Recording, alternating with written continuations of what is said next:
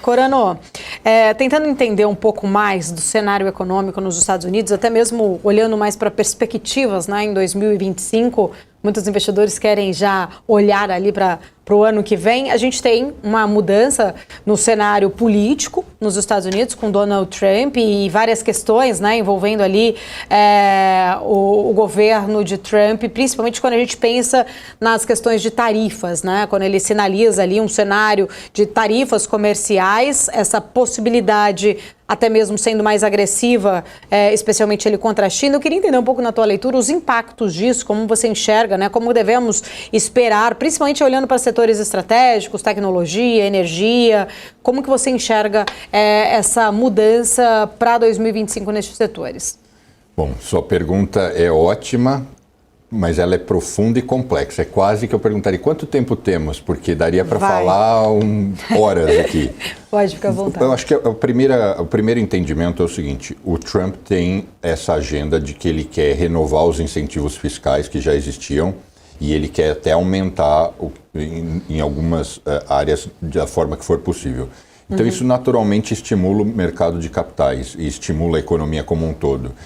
E, em paralelo, ele tem uma agenda liberal de desregulamentar uma série de áreas e isso representa para o mercado crescimento, prosperidade, menos regulamentação, mais liberdade, a gente pode fazer o que quiser e gerar mais negócios.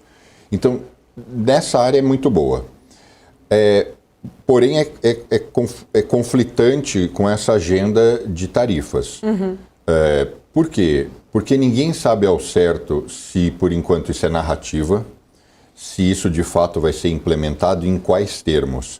Existe uma corrente ali em Nova York muito grande, informal, é lógico, porque a gente está sempre em eventos, como os economistas e gestores aqui do Brasil, aqui na Faria Lima, aqui em São Paulo, se reúnem em eventos, tem um jantar, tem uma coisa e todo mundo conversa muito, em Nova York é absolutamente igual.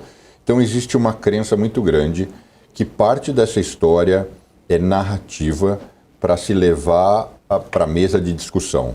Então, 2 semanas atrás, se eu não me engano, o Trump criou a polêmica porque ele fez uma menção direta ao Canadá, ao México e à China. E os governos, né, e os representantes desses 3 mercados reagiram. O que a gente entende, por exemplo, desse caso? México é o principal parceiro atual dos Estados Unidos. Então, ele quer gerar isso como uma moeda de troca. Olha, eu vou te taxar 10%, não, mas aí isso é um absurdo, aí eu não vou cooperar dessa forma, e eles vão sentar e ele vai ter um discurso, uma narrativa para voltar para a base dele e dizer, tá vendo o que eu consegui? Então fizemos um ótimo negócio com o México, melhorei as coisas com o México para os Estados Unidos. Canadá é um outro importante parceiro, uma relação muito longeva, então a gente também não acha que isso seja execuível. E muitas coisas ele não diz, mas não vão estar no pacote. Então, por exemplo, Estados Unidos importa muito petróleo do Canadá. Quando ele fala para massa, ele fala, vou taxar.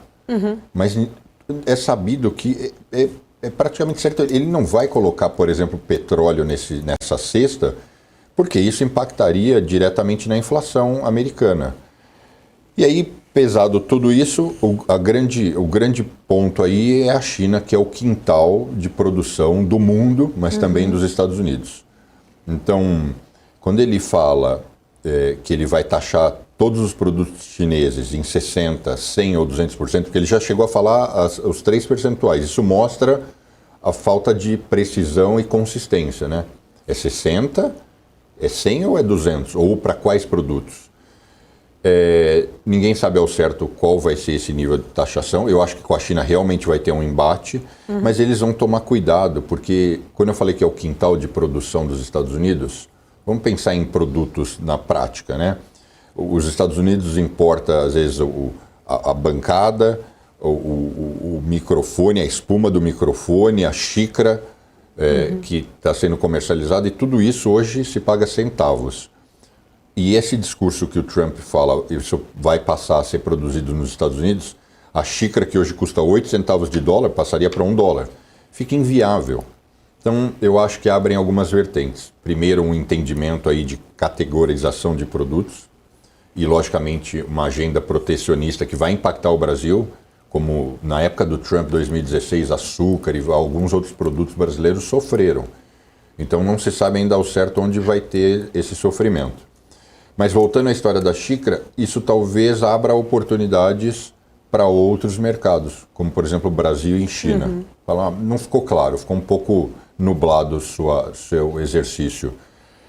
Se a xícara for taxada nessa proporção na China, 60%, mas na Índia só 10%, e a Índia produz xícara tão barato quanto, surgiu uma oportunidade para outros mercados, menor dependência da China, ou a China vai ter que gerar uma compensação.